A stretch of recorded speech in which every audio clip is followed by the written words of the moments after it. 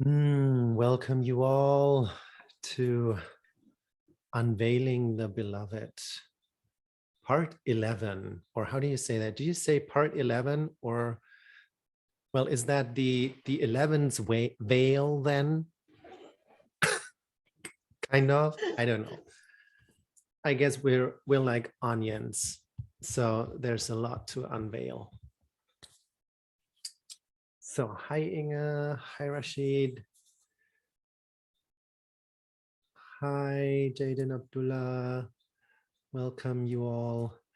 I'm going to just repeat for a second what Sára just said and offered. So we're recording the session and her and I, we're pinned, and we encourage you to go to the gallery view to see each and every one of us who's here, because that's the most fun. So hi everybody. Good to see you all. And let's start with some invocations. Invocation by Hazrat Inayat Khan.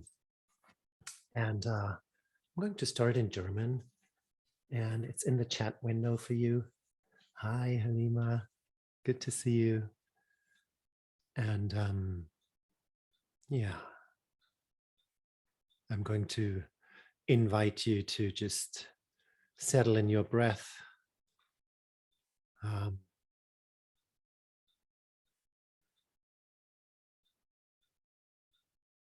During the silence for a little moment, a breath or two.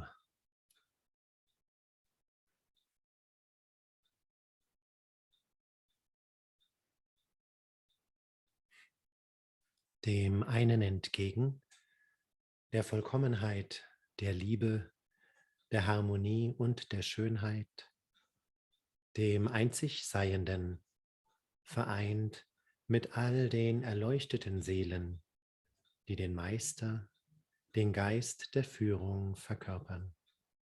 Amen. Sára.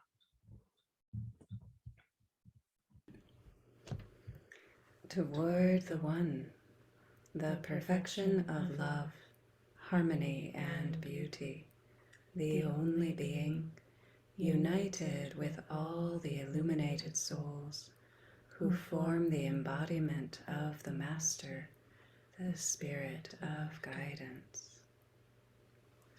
Amen. Now let's attune to some elemental breaths as we do, using the words Ya Shafi, Ya Kafi, those twos, Wazaif. Oh, divine healer, divine remedy. And we're breathing in Ya Shafi, breathing out Ya Kafi. The breath of earth, breathing in and out through the nose.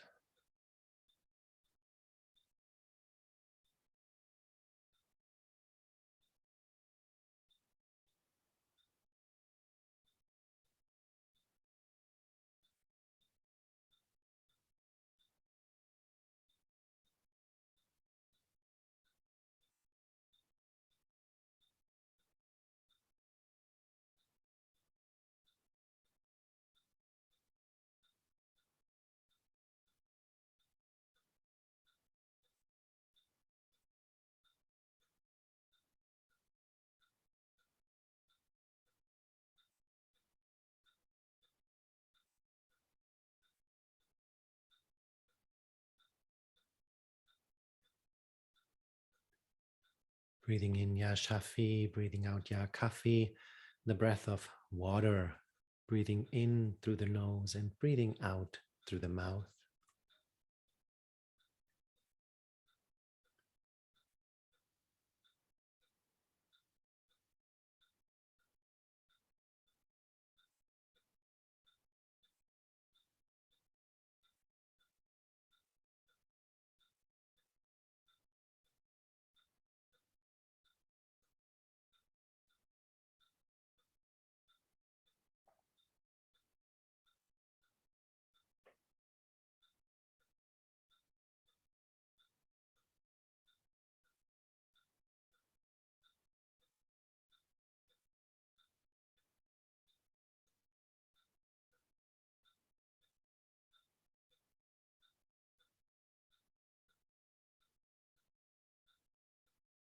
Breathing in Ya Shafi, breathing out Ya Kafi, the breath of fire.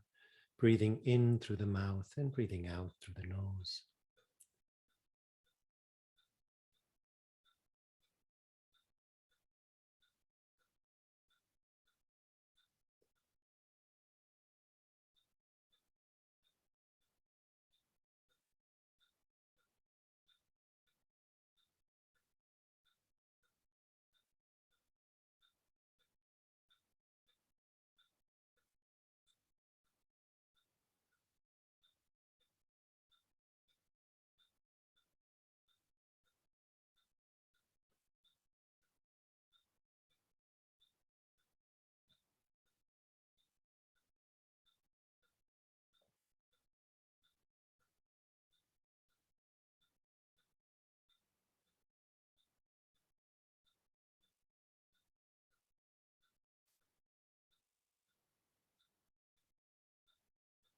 Breathing in Ya Shafi, breathing out Ya Kafi, the breath of air.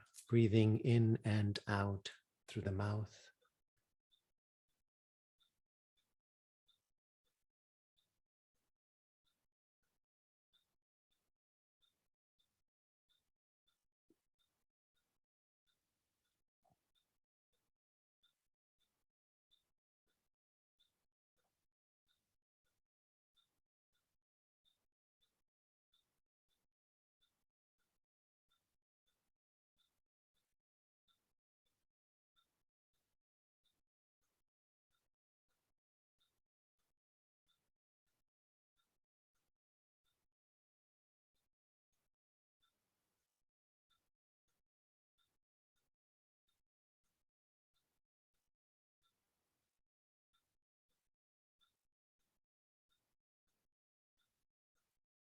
And without any particular concentration on any word, breathing the breath of ether, breathing through the nose, whatever way feels natural for you, just being in the breath,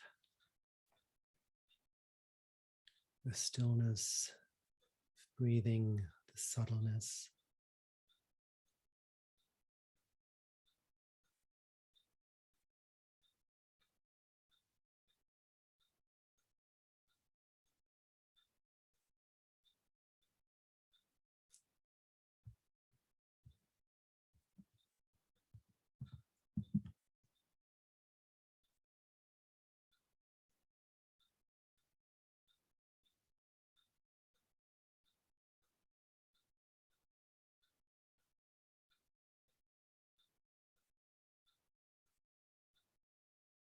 Amen, amen, amen. Let's recite Al-Fatiha. And please forgive me, I'm trying just to recite as good as I can. And as I heard from many people recite this precious prayer of the beginning, and you have a possible translation, interpretation of Imam Bilal Haid in the chat window, and the Arabic should be there as well. Bismillahirrahmanirrahim. Alhamdulillahi Rabbil Alameen. Ar-Rahmanir-Rahim.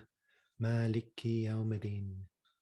Iyaka na'budu wa iyaka nasta'in. Ihdina siratal mustaqim. Siratal ladina an'amta alayhim. Ghairil maktubi alayhim. Wahla dalin. Amen. Let's also recite the prayer Pir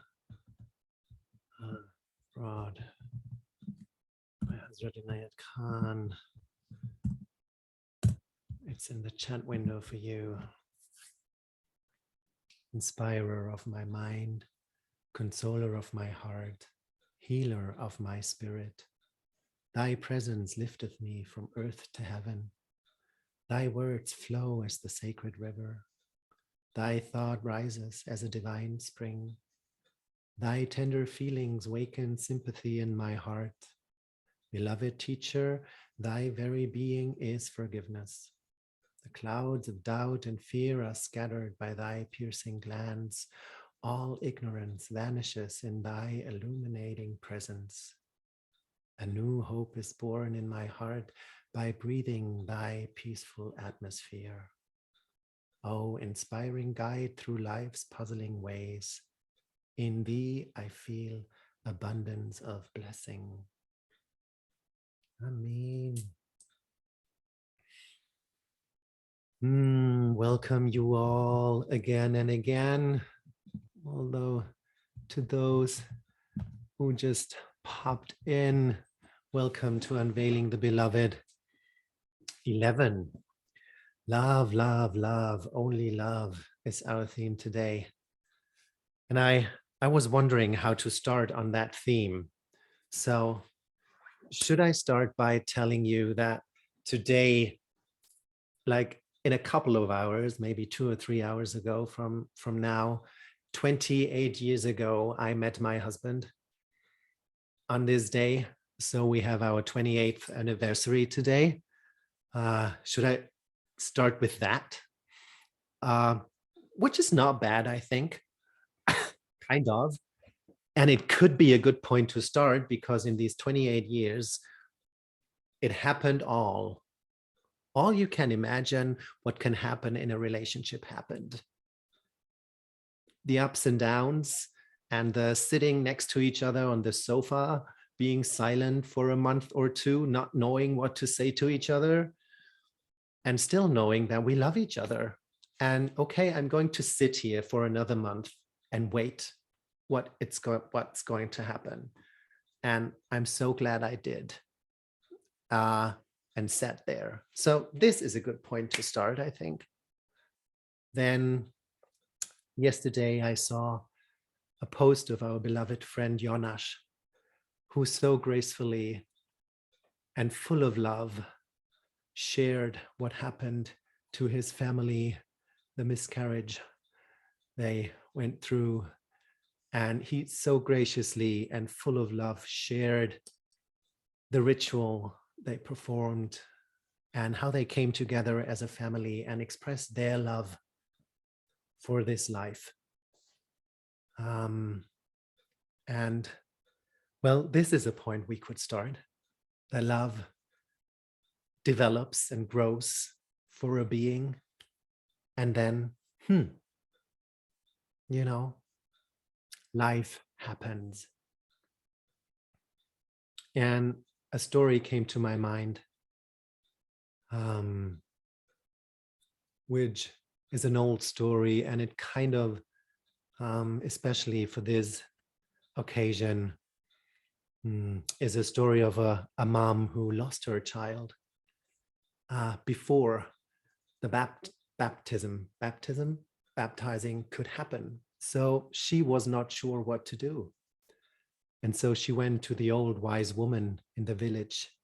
And this old wise woman said, you know what? The next full moon, go to the crossways outside the village and just stay there, be silent and breathe and wait. And she did, this mother who lost her child. And when she stood there to the next full moon, she saw Mother Hulda coming by. And she was accompanied by all those little toddlers and children.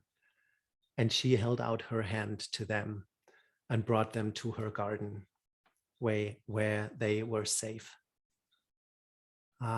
So what I want to say with that is the mother is taking care of us. Love is taking care of us. And now and then we just need to remember and reconnect in that trust. Well, I can only speak for myself. I have to reconnect in that trust now and then. And these are occasions that help me to reconnect. And thank you for being with us and reconnecting with us into that trust, into that love, and into that beautiful path that we're on. Now, the actual story I wanted to start with was a different one. It was a story of a mother, actually a queen, and she was tired of reigning. She was like, okay, I'm done with that. I reigned enough. Now, where's my son? I mean, there was a prince in the castle, in the palace, and a cat, and some other guys flying around. So one morning, this queen, being totally sick of reigning, she ripped out the curtains of that dorm of her son, and she was like, I'm done. I'm fed up. You have to find a princess and you have to marry so you can be king. And he was lying in bed going like, oh God, no. Oh, please. First of all, it's early in the morning. Second, I don't know a princess that I haven't met the right one yet. So what should I do? So she was complaining during breakfast, and the whole day long she was like, you have to marry, I'm done, and blah blah blah. So at the end of the day, he was like, okay, I'm going to marry now, but how should I find a princess? So this queen, being prepared, had a list of all the princesses, like all over the world. So she started to phone them one after the other, starting by A, going to B, to C, to so. The day came and all the princesses arrived, one after the other. And the queen and her son, the prince, they were sitting on their thrones. And like the princes appeared from Greenland and from Mumbai and from, I don't know where, from the Netherlands, even they're all married, they came anyway. So, and the prince and the queen, they were sitting there and looking at the princesses. And well, the first princess that came, she came in juggling, kind of to impress the prince, but you could see she was so in love with juggling that the prince thought, no, she let her keep on juggling. The next princess who came, you could see she had the palace cat in her arms, that she was totally in love with that cat and the purring of that cat. So he thought, well, here we go. She needs to be with that cat. And the next one who came in, he immediately saw that she had an eye for the servant who was running around with the drinks, so if she loves him, why should I marry her? So she should, she should marry that guy with that tray of drinks running around. So the end of the day came and there was no princess around.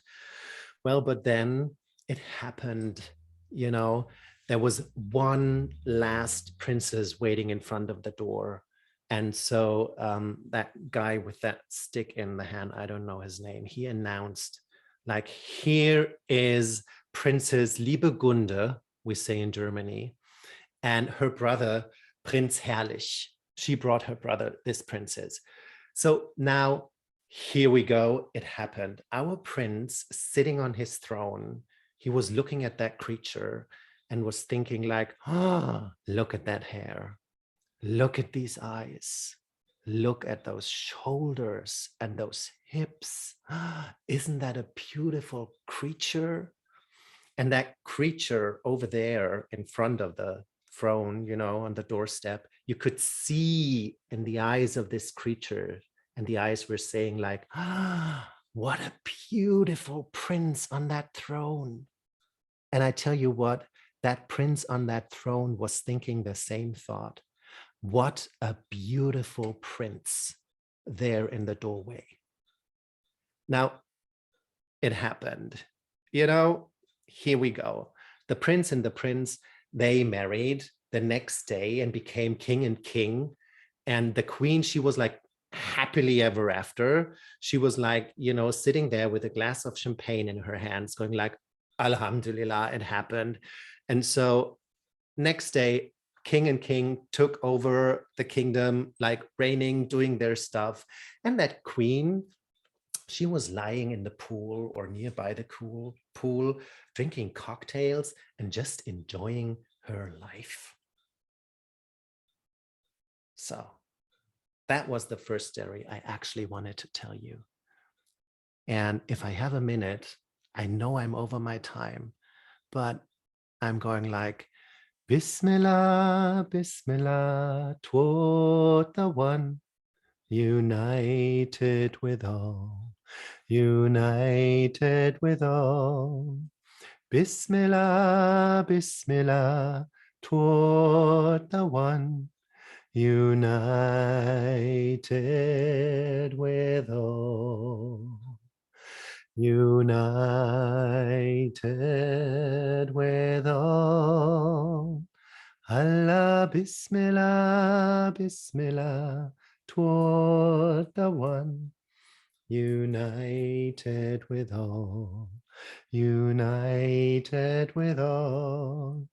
Bismillah, Bismillah, toward the one, united with all. United with all. Amin. Sára. Oh, thank you, Khabir. What a perfect introduction. We can go anywhere. That is the purpose, isn't it? To expand the heart and the awareness enough to include and celebrate all the forms of love and happiness and relationship, connection, and the ways that we recognize the beloved that is sometimes unexpected. Thank you. There are so many aspects about love as it shows up in the spiritual teachings and the practices and the prayers and our understandings of ourselves and of the beloved, that especially in Sufism we use that word so much, the beloved.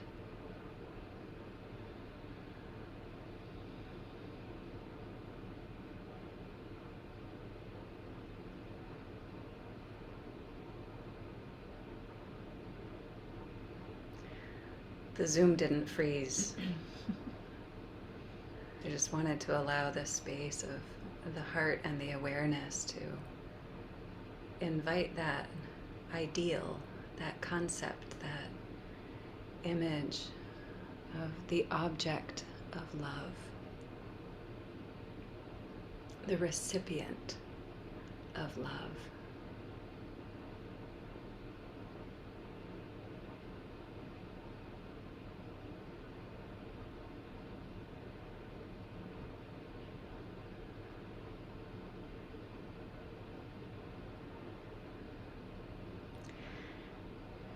And also to allow space for what we might call the divine confusion.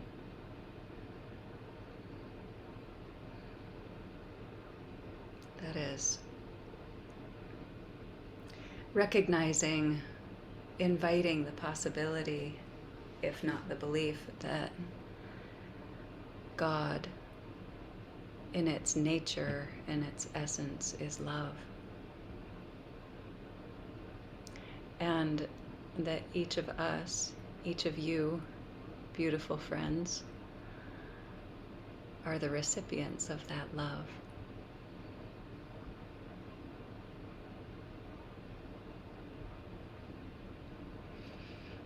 It is natural for us to approach the spiritual path and the teachings from our own perspective, to figure out our beloved. For each of us to sit in the question of and look for the recipient of our love. And it is also the deepest longing of the soul to experience herself surrounded by, held in love.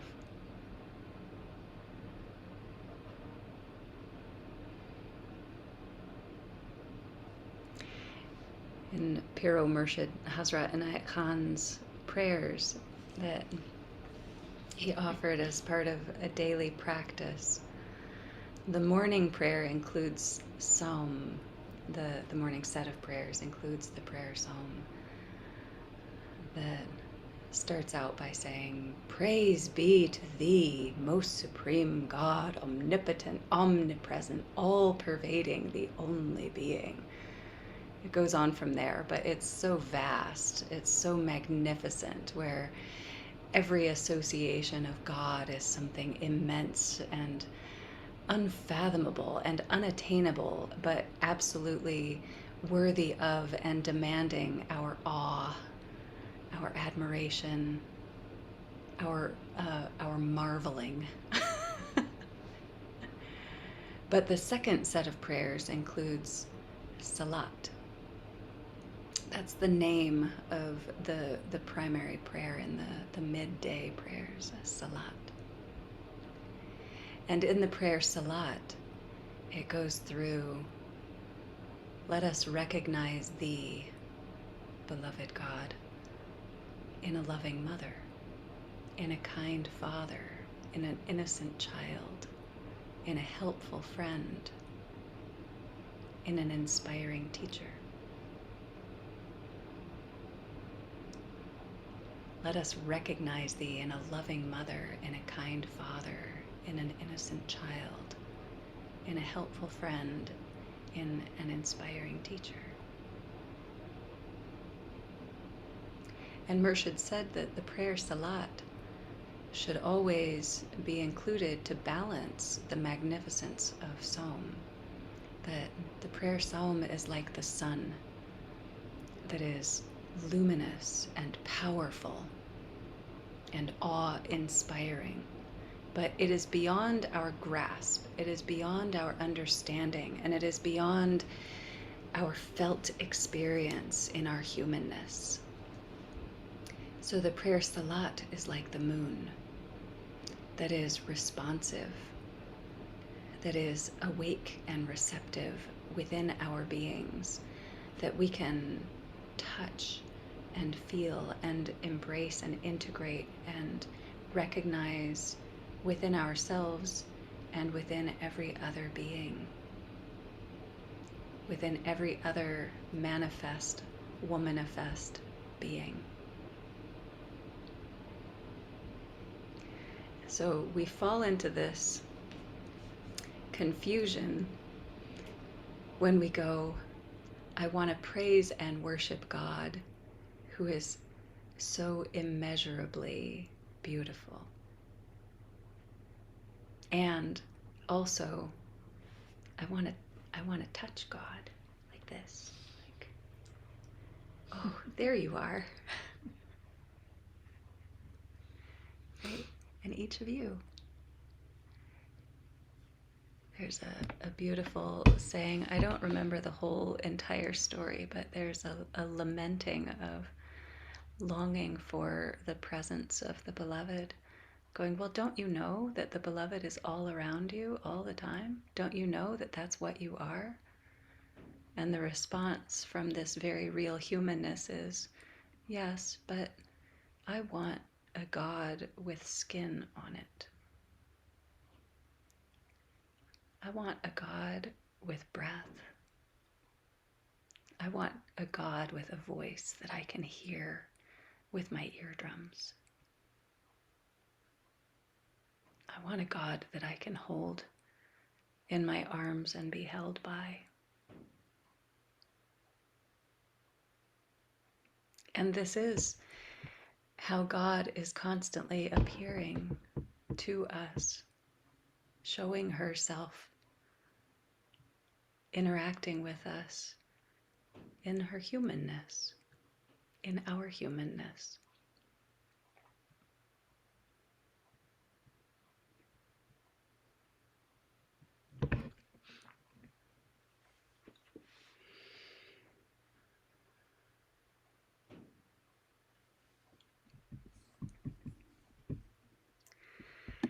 So there are all of these amazing teaching stories about how we bridge that gap between the omnipotent unfathomable divine being and the finite, touchable, visceral divine being.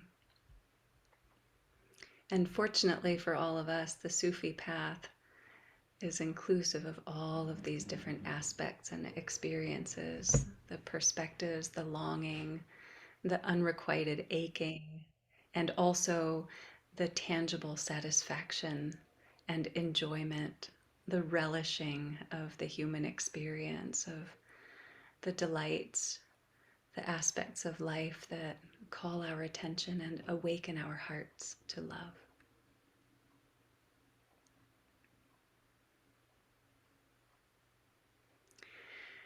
So let's touch into this simple breath practice that is a Buddhist practice that Murshid Sam, Sufi Ahmed Murad, shared a lot. And we'll go through a series of breaths. First, just noticing what is present within your own breath. Just breathing, observing the breath, knowing that you're breathing.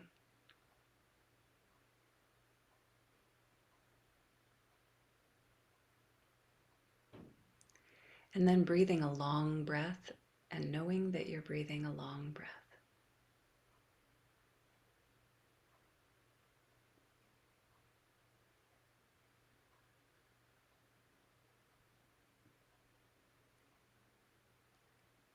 And then for the experience of contrast, breathing a short breath and knowing that you're breathing a short breath.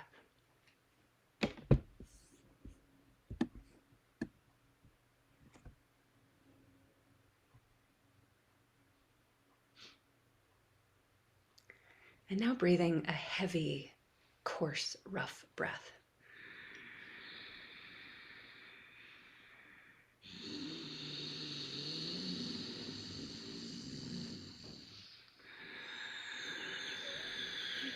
I hope you're making some gnarly sounds over there, out there in Zoom land. I can't hear you, but I hope they're really gnarly. Okay, now breathing a light breath. And know that you're breathing a light breath.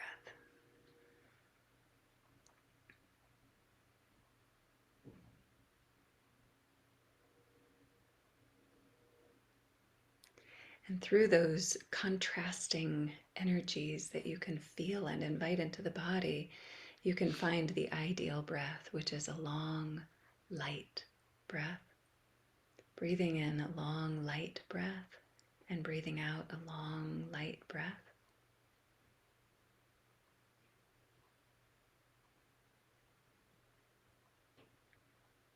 And then using that long, light breath, breathe in all the love you can hold.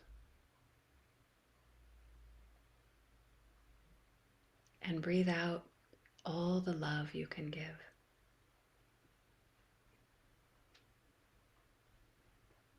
Breathing in all the love you can hold, and breathing out all the love you can give.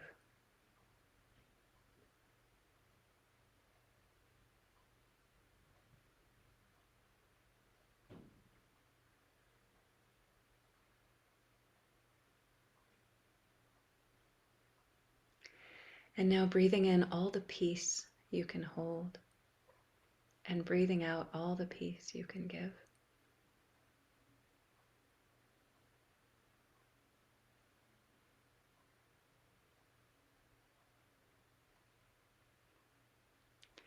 And now breathing in all the joy you can hold, and breathing out all the joy you can give.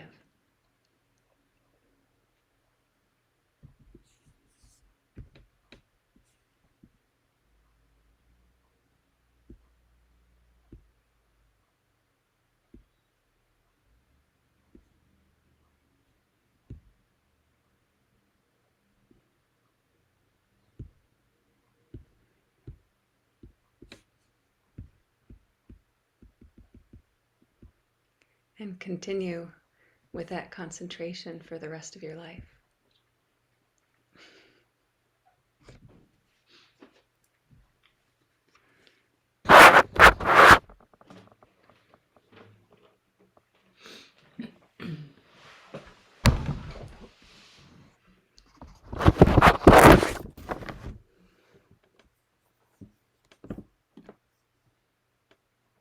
to sing some love.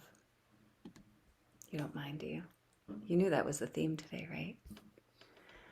Okay, we're going to sing lots of Ishq Allah. Ishq is one of the many ways that love is pronounced in Arabic. There are so many ways, but this is one of them. Ishq Allah. And then Ishq Allah, Mabud Allah, which is poetically rendered to mean God is love, lover, and beloved. And I think that works quite nicely.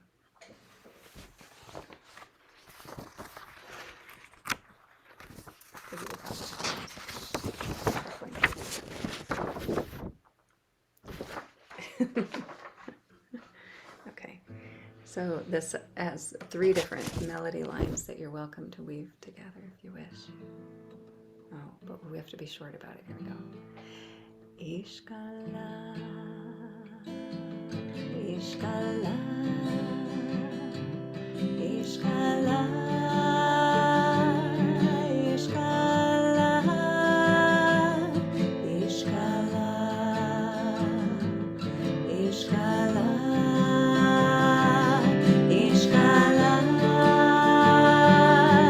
Ishq Allah, Ishq Allah, Ishq Allah, Ishq Allah,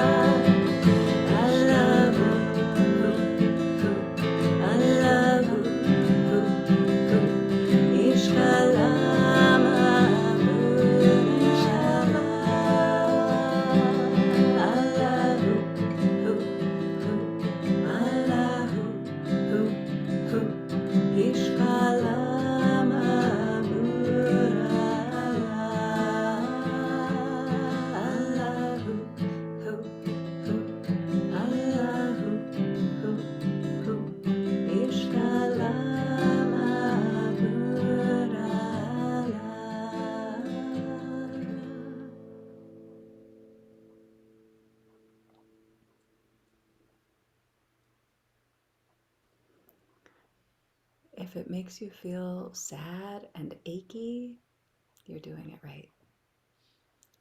Also, if it helps you feel warm and squishy and comforted, you're doing it right. Khabir. Thank you. Let's recite a few times Ishkala, Mabud Hala together. Ishq Allah, Mabud Allah. Ishq Allah, Mabud Allah. Ishq Allah, Mabud Allah. Ishq Allah, Mabud Allah. Ishq Allah, Mabud Allah. Ishq Allah, Mabud Allah. Ishq Allah, Mabud Allah. Ishq Allah, Mabud Allah. Ishq Allah, Mabud Allah. Ishq Allah, Mabud Allah. Ishq Allah, Mabud Allah. Hoo, hoo, hoo.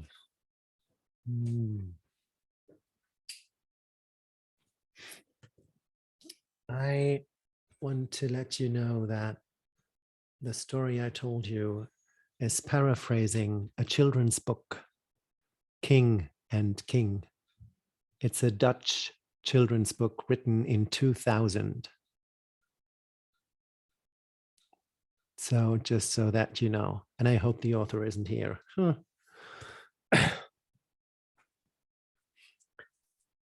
So when it comes to stories, I'm kind of the guy who considers all stories being Sufi stories because they all have a truth to them, you know, and it might be a different truth for you than it is for me, but that's the way, you know. So and if I'm was looking for stories and I came across some beautiful love stories, you know, so I'm mainly going to tell you some love stories. And even if it's like a prince or a princess and a poor guy or whoever, it's never only about them. It's never only about the prince meeting the prince or the princess meeting the prince. It's always also about becoming whole as the one being that you are, that we are. So it's always a search for the beloved that Sára was talking about. So this is also a little book. It's called So Choose, or So Make a Choice. And it's written by Alexandra Eirich and a guy called Christian K. Meyer Glauninger. So I'm going to tell you this story. Once upon a time, in a country far east from here, there was a beautiful little country with beautiful, large, tall, and green trees of different kinds.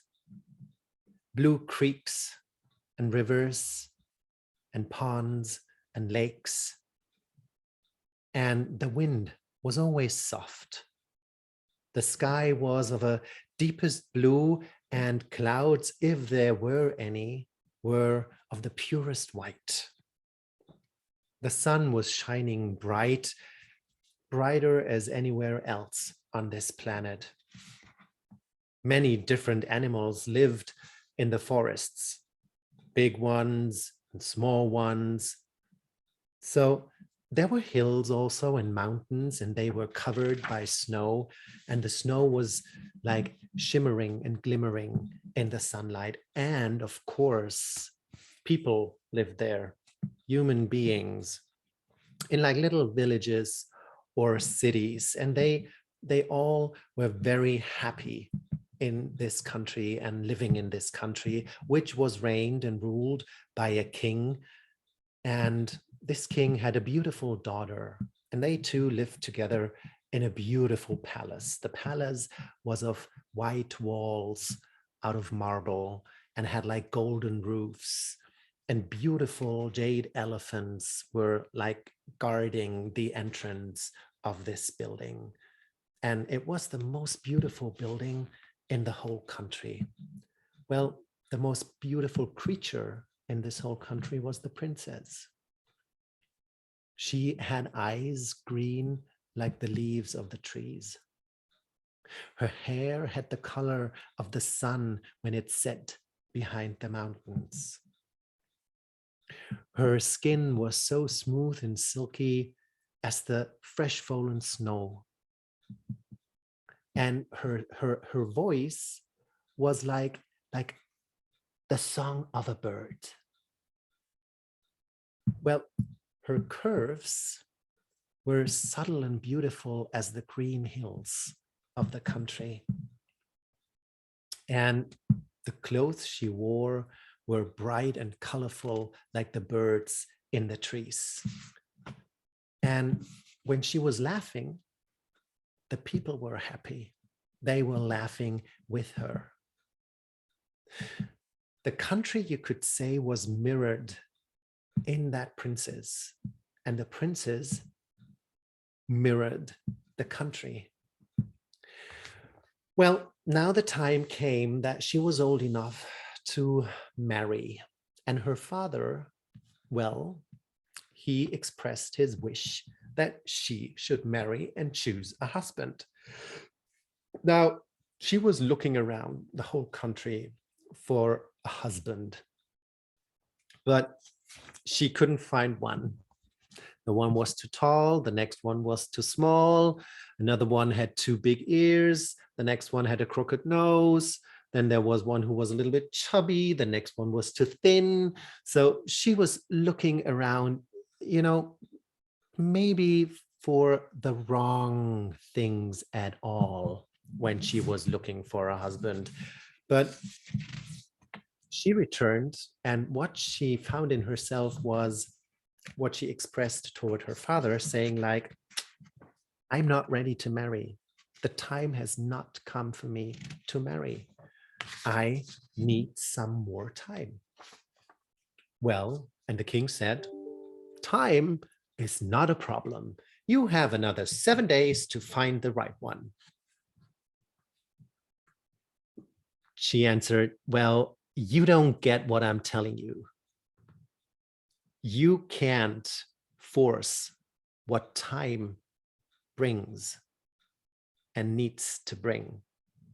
Well, the king was kind of annoyed and replied, you have to, and you are going to marry. If you don't find one, I will find one. Now she replied, Father, I'm speechless that you're not understand my point. Now, it makes me, to be honest, really angry. And I swear to you, from that day on, I will not speak another word. And this is my last word. So the princess fell into silence. And with her, the whole country fell into silence. The birds stopped to sing. The wind wasn't howling anymore. You couldn't hear the slightest noise from a river or a creek. Well, even the snow on the mountains was looking pale and not glimmering in the sun anymore. So the king realized that he had done something wrong. And well, the only thing he could do was to kind of stay to his order and, well, make a step towards his daughter, he said, okay, the one guy that makes you speak 3 times, he shall be your husband. And she, kind of recognizing where her father came from and that she made kind of a strong point there, just nodded with her head. So now you can imagine all people came in, young guys, old guys, trying to make the princess speak. Well, trying to at least get an ah or an oh from her. But she was silent, and she remained silent. One day, there appeared a young guy. He had like a poor clothing and really nothing with him. The only thing he had was a pure heart, and in this heart, the longing for the princess. So he was standing in front of the princess and was saying to her, "You are truly a pleasure to the eye. Your hair is shining and your eyes like the leaves of the trees, your skin like porcelain or alabaster. Your waist, I can't stop looking at you. But tell me, dear princess, how are you going to look like when you've given birth to our 7 times 7 children? How will your hands look like when you wash for me and our 7 times 7 children? How will your hair look like when you cook for us? Will you still be this beautiful?" Now the princess, silent. Well, beside the fact that I'm a princess and that I do have servants, who help me with everything that I need to be helped with, where do you think you are taking the right? Who gives you the right to speak?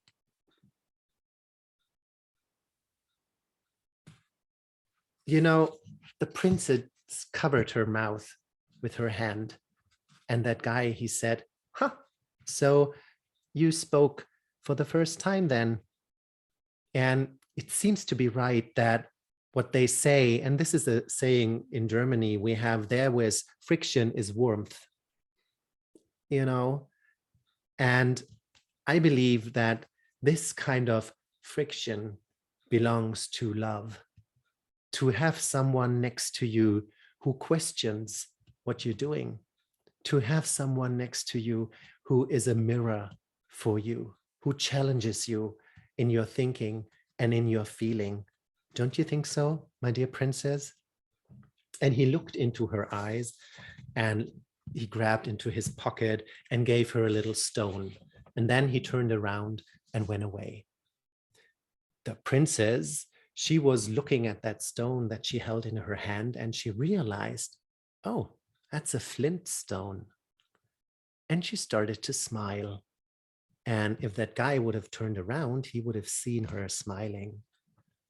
Now, he was wandering the world. He was wandering the country up and down, looking for something that could make the princess speak one more time. And one night he had a dream. He had a dream and he heard a lullaby that his mother sang to him. 관세음보살,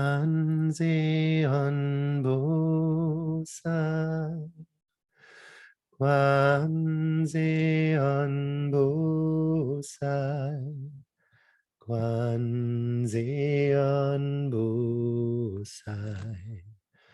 관세음보.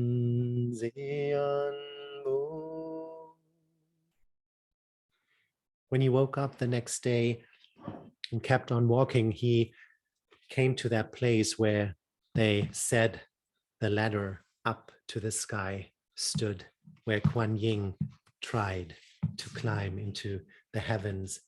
And when he stood in front of that place, he knew exactly what to do.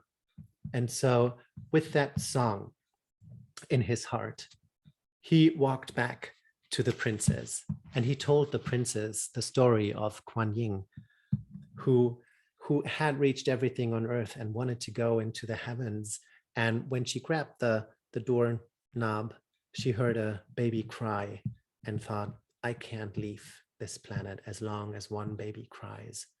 And so she came back to earth and stays with us. Now, you see, my princess Kuan Yin, she came back for compassion. And I'm taking a step back and do want to express my deep sorry to you. I guess I went a step too far the first time we saw each other. And she looked into his eyes and said, accept it. So she accepted his apology, you know. So, and when she did, he said, don't be afraid, or don't be sorrow of what you did right now, because forgiving each other is something that is part of a relationship that we need to do to be close to each other. We have to forgive each other. It's part of love. Now, one step separated the two from each other, and he had to go out into the world one more time to find something that makes her speak for the third time. And so he started again to walk around the country and look for that one thing. And then it happened one day, he came to a tree. And underneath that tree, there was sitting a couple, two beings. And you couldn't see if they were a man and a woman and a man, a man and a man, a woman and a woman. You couldn't see it. The only thing you could see was they were as old as time and they were in love. So he stood in front of them and asked, what is your secret? What is your secret of love? And they said, like sounding like one voice, going together, going beyond, and keep on going. And he understood and gave his gratitude to this wisdom and turned around and wanted to leave. But they said to him, wait a moment, it's not the words that will make the princess love you. It's the feeling that the words create in your heart. It's the feeling that you radiate when you have the words in your heart. So he went back to the princess, and when he entered the big hall, he was singing to her. Gate, gate, paragate, parasamgate, bodhiswa. And their hands nearly touched, and she said, wait. Now he replied, okay, this was the third time you spoke. And by the order of your father, you shall be my wife now. And she said to him, don't you think this is a little bit too easy? You talk to me about love, and at the end, you just follow the order of a king. This should make equal partners out of the two of us. I guess you've forgotten one important thing. You have forgotten to ask the bride if she wants to marry you. Now, he said, don't you want to marry me? She was thinking for a moment and replied, you've got two possibilities here. The first possibility is, I'm going to marry you and I'm going to be your wife as good as I can with everything that a wife should be, but I will not love you. The second possibility is, You release me. You give me my freedom, and you will have a place in my heart forever. Now choose. And he was looking into her eyes and said to her, I'm not the one to choose. This is your decision to make, not mine. And the princess smiled and said, that's a wise decision. Then this is also a part of love, giving freedom to each other to make your own decision. Now I can marry you and stay with you and love you forever and always. Gate, gate,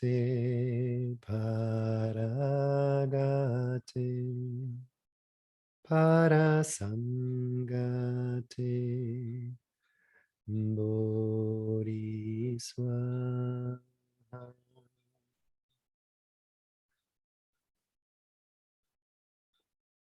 2 minutes.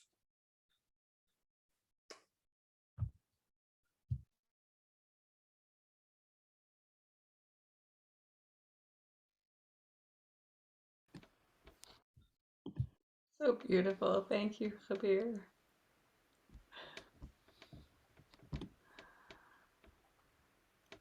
There is a beautiful breath concentration that Murshid Tanzan shared, in which we're simply breathing this phrase of Ishq Allah on the in-breath and then breathing out Mahbub Allah.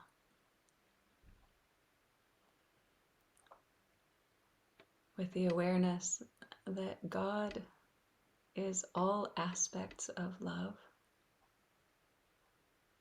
that we are aspects of God, so we are aspects of love. Breathing in Ishq Allah, God is the love. Breathing out Mahbub Allah, God is the beloved.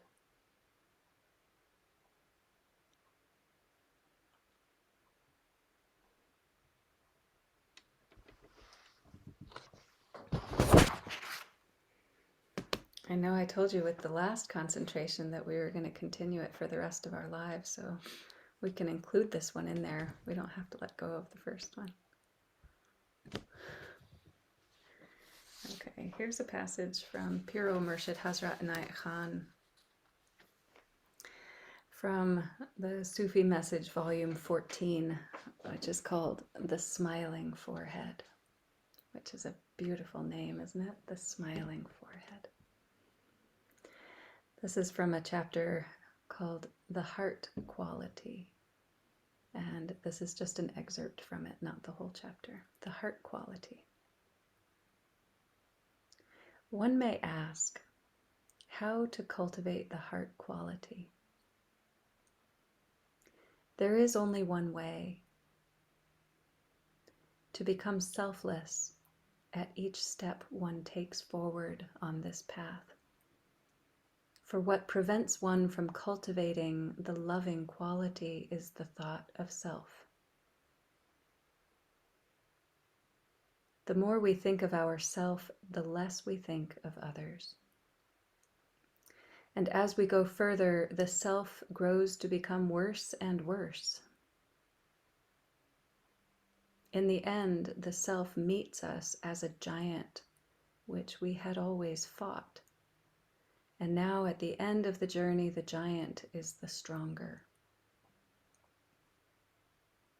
But if from the first step we take on the path of perfection, we struggled and fought and conquered this giant, which is the self, it could be done only by the increasing power of love. What do I mean by love? It is such a word that one cannot give one meaning. All attributes like kindness, gentleness, goodness, humbleness, mildness, fineness are names of one and the same thing. Love, therefore, is that stream which, when it rises, falls in the form of a fountain, and each stream coming down is a virtue. All virtues taught by books or by a religious person have no strength and life because they have been learned. A virtue that is learned has no power, no life. The virtue that naturally springs from the depth of the heart, the virtue that rises from the love spring and then falls as many different attributes, that virtue is real.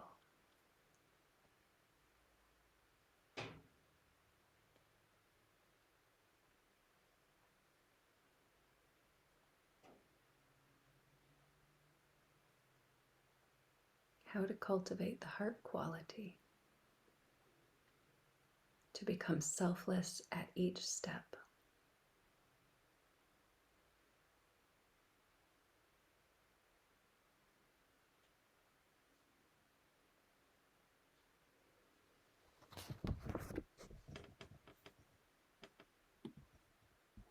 The question that continually arises is, what is it that keeps us from opening the heart to being loving, to being selfless?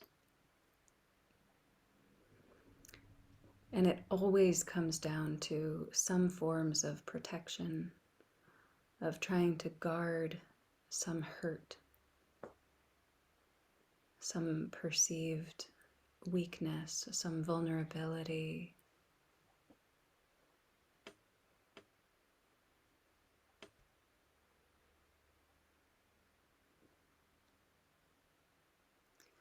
Cultivating selflessness means that we have to focus on and cherish something beyond ourselves.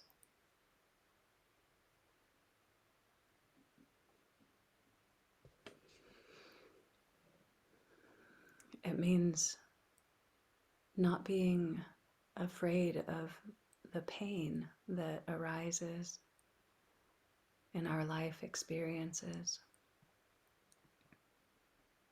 in our confusions and losses.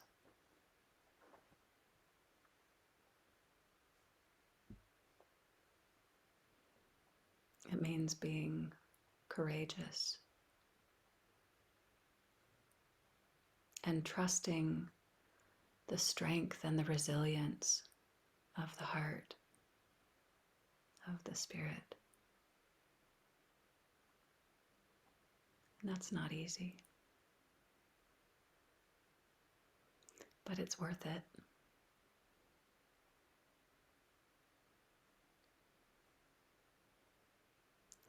And if you don't yet know that it's worth it, go out and fall in love. Go do it. There are many teachings, stories about a potential murid, about a seeker going to a teacher and saying, "Can I please be your disciple? Can I please be your murid? Can I please come and learn with you?" And the teacher saying, "Well, have you loved?" And the student going, or the potential student going, "No, I don't know what that is." And the teacher sends the potential student away and says, "Go fall in love. Come back after that. Because until that happens, there's nothing I can do with you."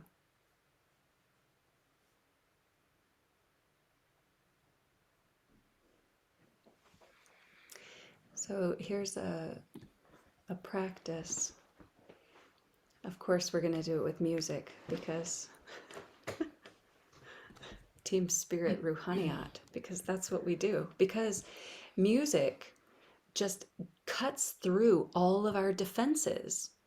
It's amazing. Music is this magical entity that goes, oh, you're guarded and protected over there. Well, I'm going to go sideways and get through that little crevice that you weren't paying attention to. The music just seeps in past all of our protections.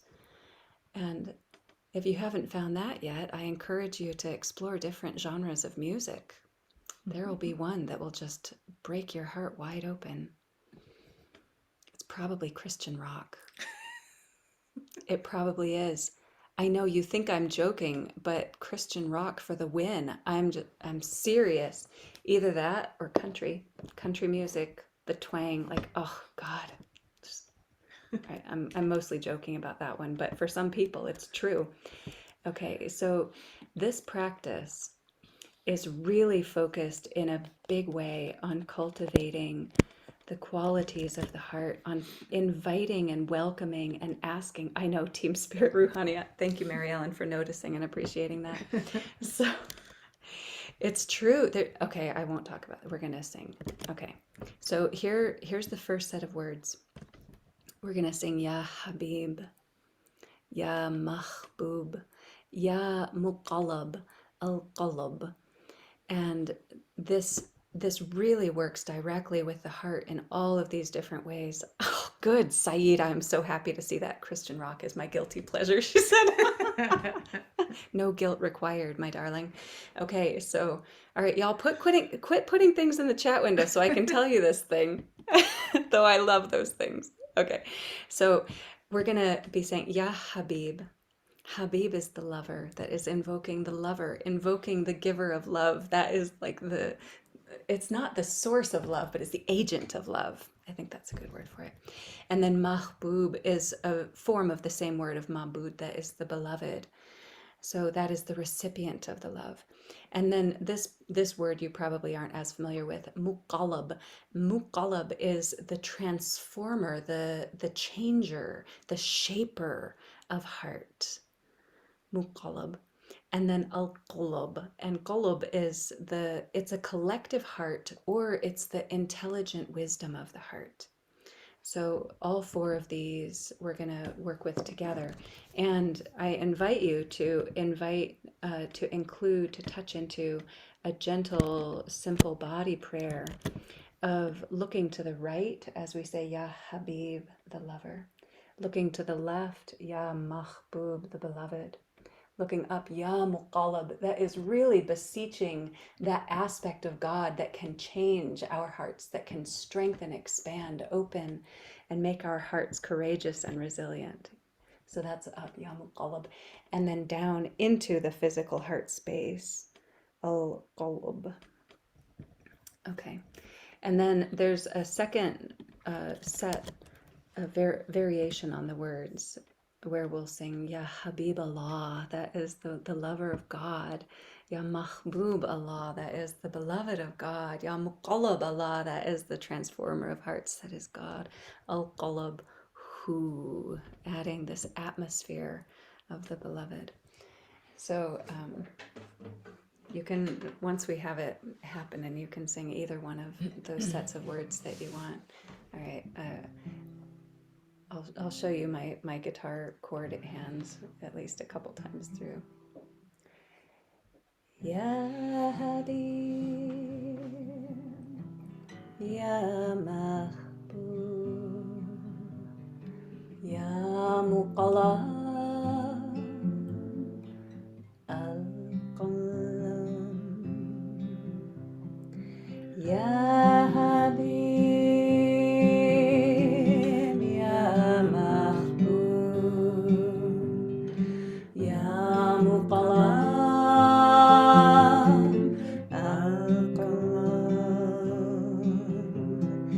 Ya Habib, Ya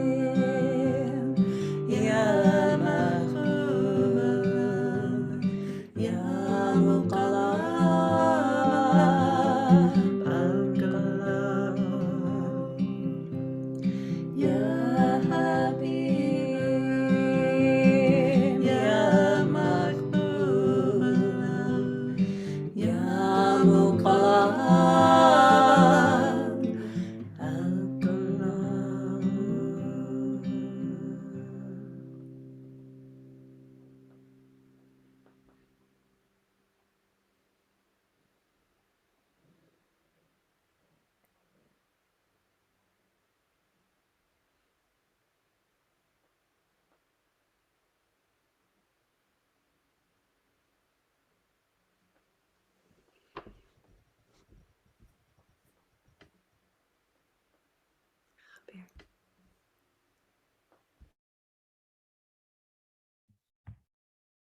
Could we just keep on singing this, please?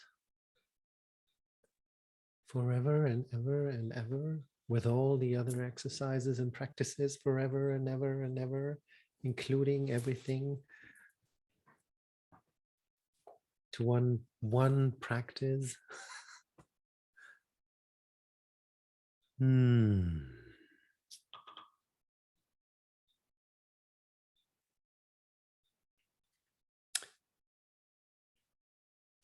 You know, the one guy that always comes up in stories and who magically kind of receives the kingdom or queendom at the end, whatever you want to call it, are those who are called in the fairy tales in Germany Dummling,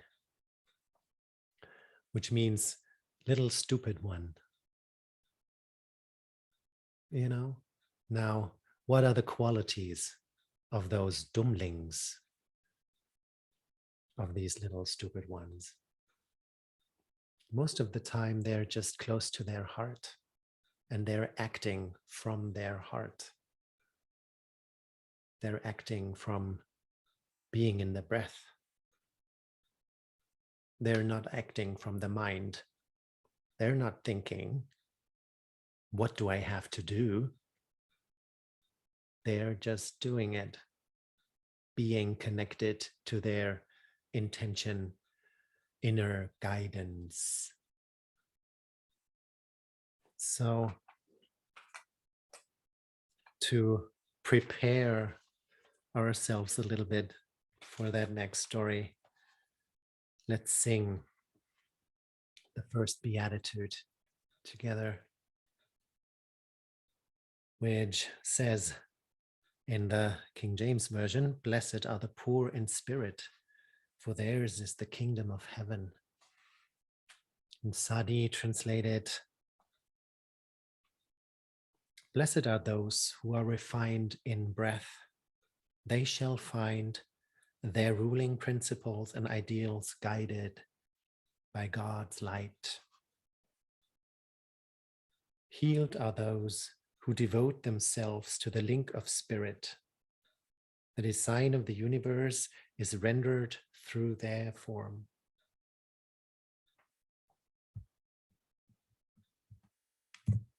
Those are the words.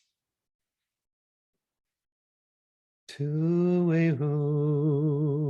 lamaskani baru dilhone malkuta dashmaya. Tuehun lamaskani baru dilhone malkuta dashmaya. Tuehun lamaskani baru dilhone malkuta dashmaya. Tuehun lamaskani baru dilhone malkuta dashmaya. Tuehun lamaskani baru dilhone malkuta dashmaya. Tuehun lamaskani baru dilhone malkuta dashmaya. Tuehun lamaskani baru dilhone malkuta dashmaya. Tuehun lamaskani baru dilhone malkuta dashmaya. Tuehun lamaskani baru dilhone malkuta dashmaya. Tuehun lamaskani baru, dil hone malkuta, dashmaya. Tuehu lamaskani baru, del hone malkuta, dashmaya. Tuehu lamaskani baru, del hone malkuta, dashmaya.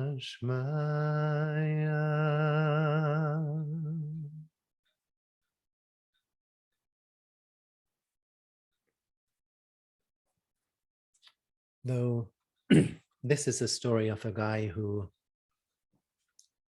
depending on the point of view, is in his breath, and maybe of a simple mind, whatever that means. He is the son of a restaurant owner, a bar owner. So his father kind of has a good business and owes some money. But this son, though, his name is Hansel, he is just lying around all day long, putting his feet up in the air, and has no interest in business at all. So the only thing he does is taking his dad's money and then going and do some gambling or trying to do a business which never works out the way he thinks it should work out. So I don't know if there is an English word for it. We call them Taugenichts and tu nicht gut. Well, the tu nicht gut some way translates into do not good, tu nicht gut. It kind of is the same sound even. So his father, he was desperate and he didn't know what to do with his son.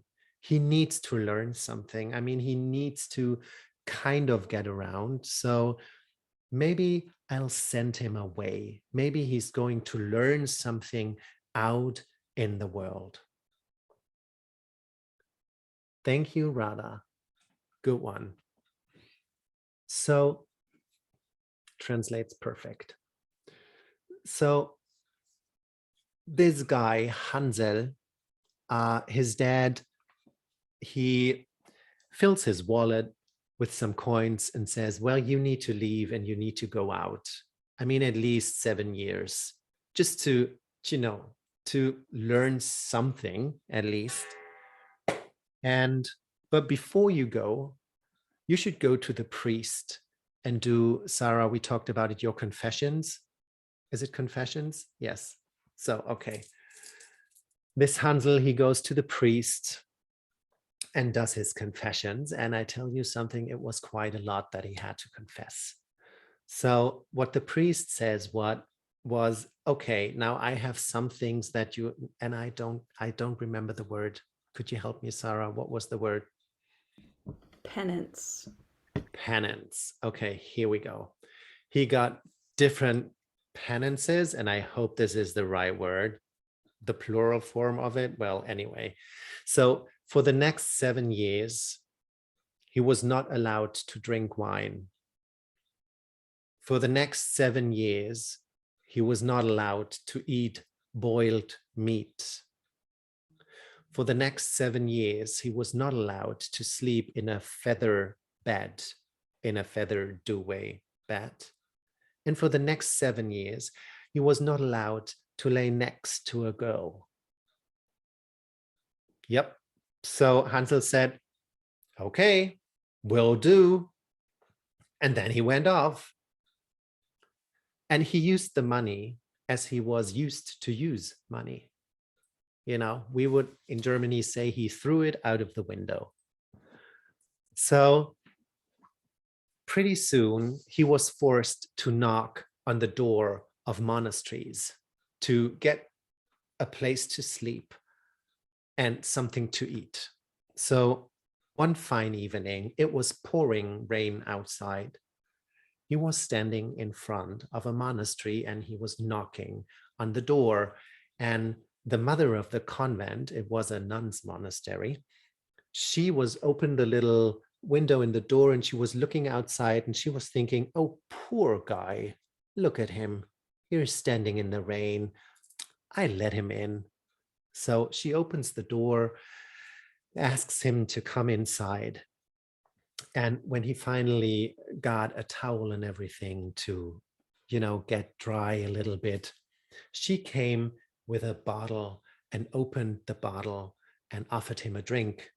And he said, well, I'm afraid I can't take this drink because the priest, he said, like, I'm not allowed to drink wine for 7 years. Now, the mother of the convent, she said, well, this is not wine, this is champagne. Did the priest say something about champagne? And Hansel said, no, not as far as I remember. So, well, here you go. Have a sip of champagne. And so the two said, and had a glass of champagne with each other. And not only one, they had two. Then the mother of the convent went off and came back and had like a tray with meat on the tray, a plate. And Hansel said, well, I'm afraid the priest, he did not allow me to eat boiled meat for 7 years. And the mother of the convent said, but this is roasted meat. Did he say something about roasted meat? And Hansel said, no, he didn't mention roasted meat. So the two sat with each other and had roasted meat and champagne. And it was a really delightful evening for both of them. Now, when it was time to go to bed, the mother of the convent, she showed Hansel a little dorm, a little room with kind of a large bed in it. And when he looked into the room and saw the duvet on the bed, he said, here is another penance. The priest, he said, I'm not allowed to sleep in a feathered duvet for 7 years. So the mother of the convent, she said, but this is a down duvet. Did he say something about downs? And Hansel said, no, not as far as I remember. So this is your room, this is your bed, have a good night and sleep well. She said goodbye, wished him happy dreams, and then he closed the door, he undressed himself, and then he laid into that bed with that down duvet. He was not sleeping yet when he heard a knock on the door, going like, are you already asleep? And it was the mother of the convent, she asking. And he said, no, I'm not. And she opened the door. And now I have to say, and you should know that even with everything she was wearing, she was quite young to be the mother of the convent. And with all she was wearing, you could see she was quite a pretty young woman underneath all those veils of fabric she was wearing. So she said, I'm a little bit cold tonight. And I mean, King Solomon, he said, how should one get warm in the night? It's better if two lay next to each other so they can get warm. So would you maybe move a little bit? And he said, the priest said to me that I'm not allowed to lay with a girl or a woman for 7 years. And she said, well, did he mention a mother of a convent? And Hansel said, no, not as far as I remember. And so, the mother of the convent, she opened the duvet and she laid next to him quite close so that he was a little bit afraid, but here we go. Now, they had a beautiful night with each other. What they what they did or didn't do, I have no idea. I leave it up to your imagination. But the next morning, when Hansel woke up, he was thinking to himself, why should I travel around for 7 years if I could stay here? And I mean, I could drink champagne and eat roasted meat and sleep in a down duvet, and this beautiful mother of the convent, she seems to be very nice and she seems to like me. So he asked her if he could stay, and she said, sure. So Hansel stood in that monastery, in that convent, for about 7 years. And then when the day came, he had to go back to face his father and tell him, what development he went through. So he got a nice horse, he got some nice clothing, he had a wallet with some coins in it, and then he went back home, and his father didn't even recognize him. It was his mother who recognized him and embraced him and asked him inside. And so they were sitting with each other, and he was telling them his story and what happened, and they were kind of happy for him. But then his father said, well, now go to the priest and do your confessions, like after these 7 years. And so Hansel went to the priest, and he said, now, did you do everything what I told you, or not do what I told you not to do? So you didn't have wine for the last 7 years, the priest asked. And Hansel said, nope, I had not one sip of wine. The only thing I drank was champagne. And the priest was like, oh, this is the best wine of all wines. How could you? And Hansel was like, well, you didn't mention it. Well, now, you didn't eat boiled meat for 7 years, did you? No, I didn't have boiled meat. I had only roasted meat. That was all I had. Well, Hansel, don't you know that roasted meat is like the best form of meat? Well, you should be clearer of what you're asking from me the next time. Well, then, you didn't sleep in a feathered bed, did you? No, I didn't sleep in a feathered bed. It was a down duvet I'm sleeping in. Oh, Hansel, said the priest, I don't know what I should tell you now. Well, it all shall be forgiven if the last penance you stood true to that one and didn't lay to a girl or woman for the last 7 years. And Hansel was like very proud. He said, nope, I didn't lay to a girl nor to a woman. The only person I lay next to was a mother of a convent. And the priest was like collapsing. He's like, how dare you? How could you? She is like Jesus's sister, and you can't lay next to her. And Hansel, while the priest was going on with his, speech, Hansel was scratching his head, and he was like, did you just say she's the sister of Jesus, which means that he's my brother-in-law now? So you know what? He's going to take care of it all. And so he said goodbye to the priest, and he said goodbye to his parents. And he sat on his horse and went back to that monastery, to that mother of that convent. And she was expecting him and was very happy that he came back to her.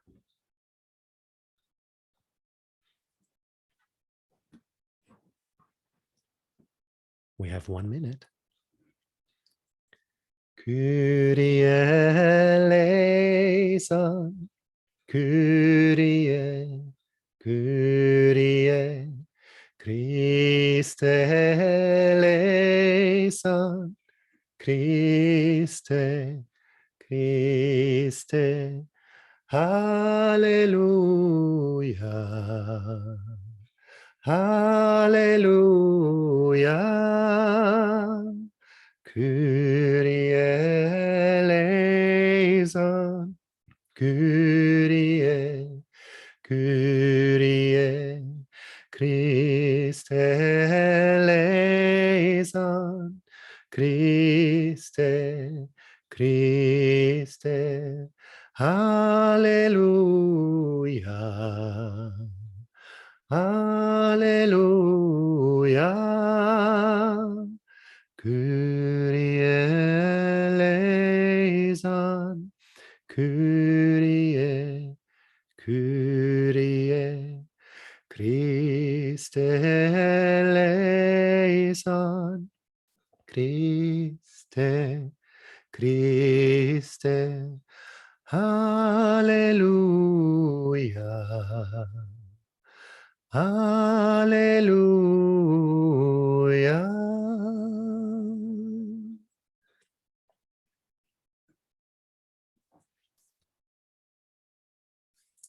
Thank you.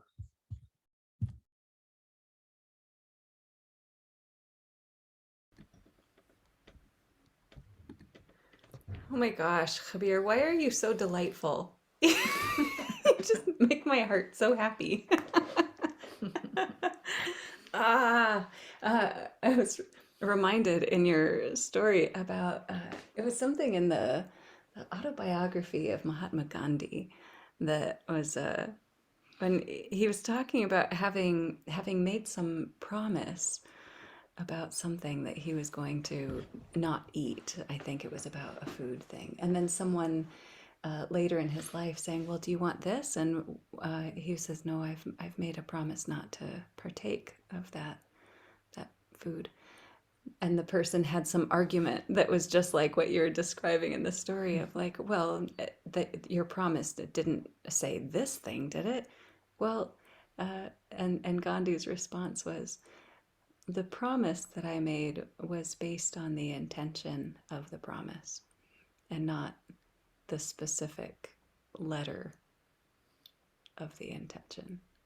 So that comes back into my awareness a lot, that it's like whatever it is that we're shaping around our own choices and disciplines and the agreements that we make really need to be held in the spirit of the agreement and the heart's intentions, and not with the eye of how can I get around this, or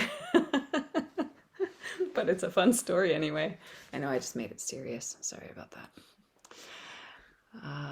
Okay, a few more things about love. Oh, because Khabir, you brought in so many beautiful chants and prayers and mantram from different faith traditions in your stories and songs today. I was reminded of the story that Piro Murshid Inayat Khan tells about how each of us uh, relates to our own experience of the beloved God, of our own God ideal, and and how we argue in our humanness about which God is the best God and who has the right God and who has the right religion and the right church or the right temple or the right whatever and the right teachings. And we're so focused on our rightness, aren't we? We're so funny like that. And so the story, one of the examples or analogies that Murshid gave, he says, it's like we in our humanness are like a group of little girls, of 5 or 6 year old little girls that are sitting around together playing with their dolls, and one of the little girls says, I have the best mother. My mother is the best. She brushes my hair and makes it so pretty. And then another girl says, no, no, my mother is the best. My mother makes the most delicious food and always flavors things just right. And another little girl says, oh no, my mother is the best. When she tucks me in at night, she gives me the sweetest kiss and tells me a story and sings me a lullaby. And that we, in our humanness, arguing about the best God, are just like those little girls arguing about who has the best mother. And the answer is that the best mother is the mother that you love. The best mother is the one that you adore. The best mother is the one that your heart is happy to greet. And God is the same, and religion is the same, that each of us gets to shape our own God ideal and relate to the God that we can love and cherish, and that we can feel ourselves held by and nourished by. Okay. Here is a poem from Saint Teresa of Avila. In a way, the grain can feel. That's the name of the poem. In a way, the grain can feel. Remember, God, that we are the plants in your fields, so connected to the earth, that you know what would happen if you did not rain upon us, and if your light ceased to lift us from the ground and craft our bodies. How might we near you like the suns? Remember, God, to love us in a way our souls can taste and rejoice in. I bet you want to hear it again. Here it is again. In a way the grain can feel. Remember, God, that we are the plants in your fields, so connected to the earth, that you know what would happen if you did not rain upon us, and if your light ceased to lift us from the ground and craft our bodies. How might we near you like the suns? Remember, God, to love us in a way our souls can taste and rejoice in.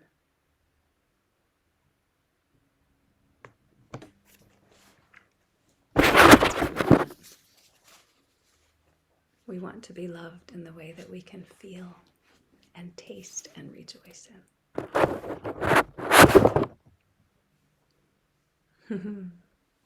Okay.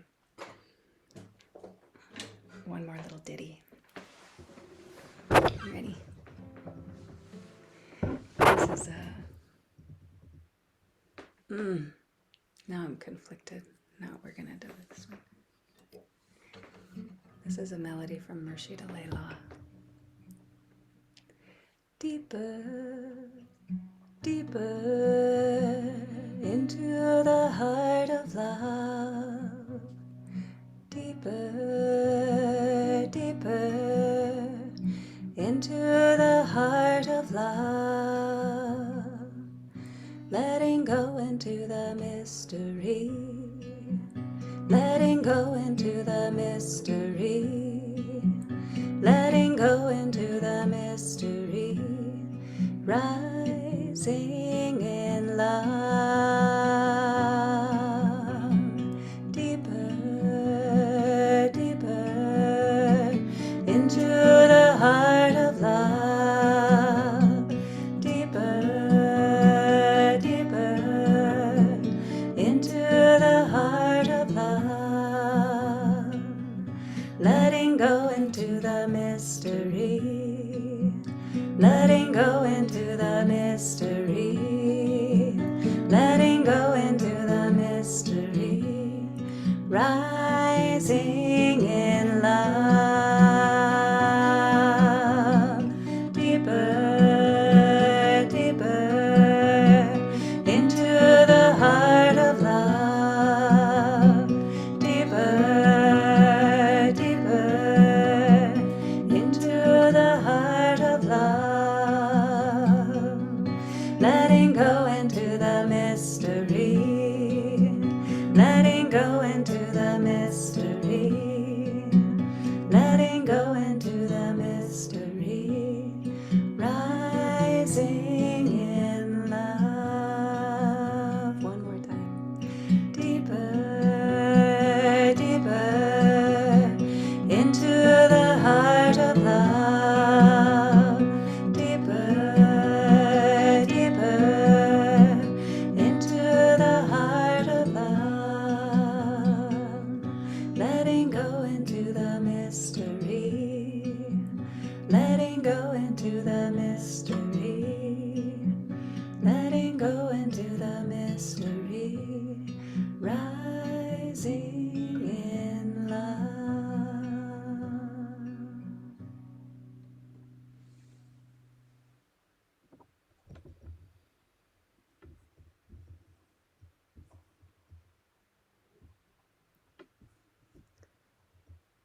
Khabir.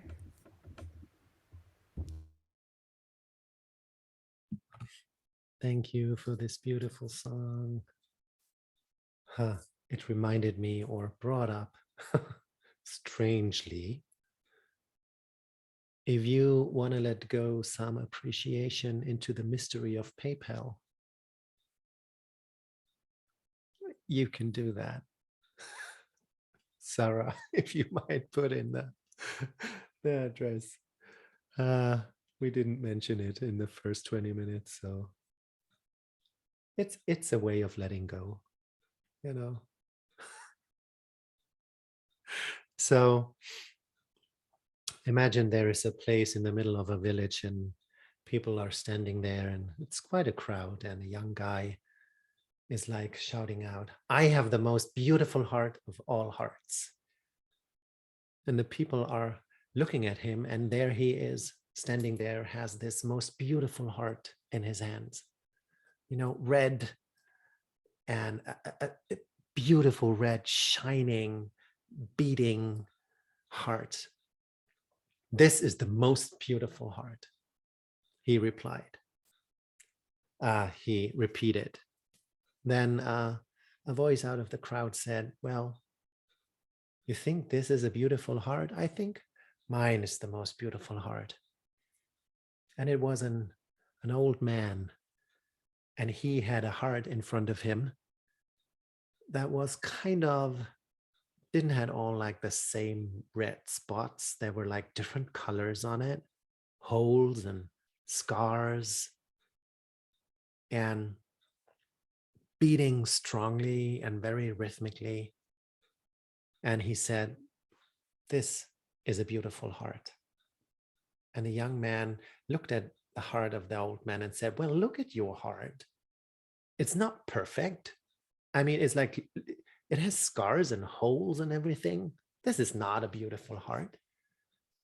And the old man began to speak, "You know, whenever I met a person, I took a piece of my heart and offered it to that person.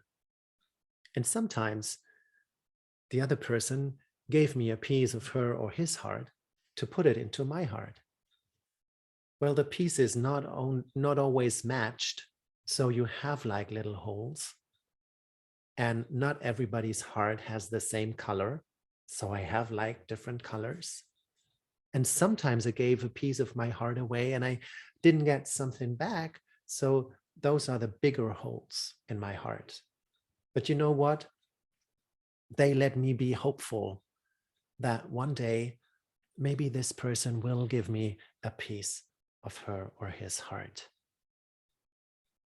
So he was standing there and talking about the beauty of his heart and giving pieces of his heart away to other people and receiving pieces of their hearts.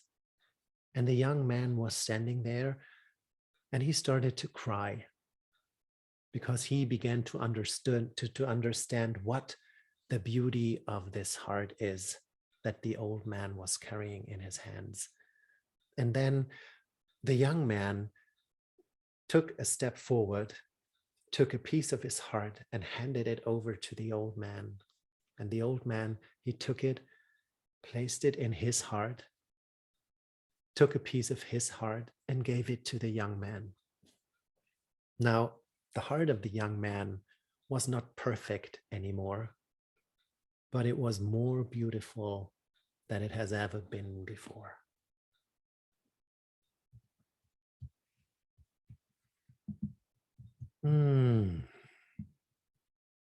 So let me read some words to you from Khalil Gibran. It's the end of the book, The Prophet, from Khalil Gibran. It's about love, the passage about love. And the end of this passage goes something like this. Love has no other desire but to fulfill itself. But if you love and must needs have desires, let these be your desires. To melt and be like a running brook that sings its melody to the night. to know the pain of too much tenderness, to be wounded by your own understanding of love, and to bleed willingly and joyfully, to wake at dawn with a winged heart and give thanks for another day of loving, to rest at the noon hour and meditate love's ecstasy, to return home at eventide with gratitude, and then to sleep with a prayer for the beloved in your heart and a song of praise upon your lips.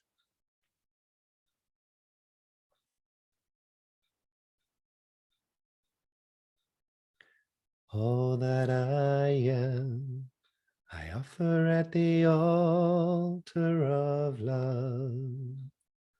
All that I am, I offer at the altar of love in sweet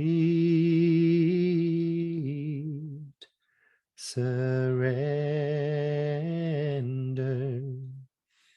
in sweet surrender.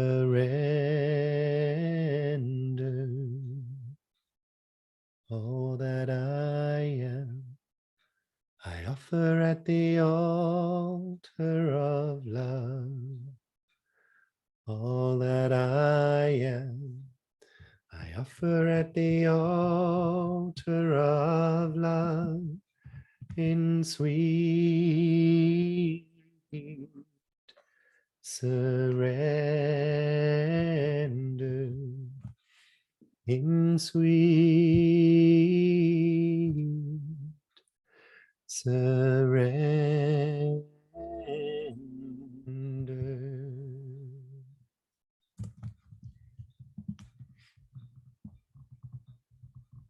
In the chat window, you find the prayer Khatum. Let's end with that prayer.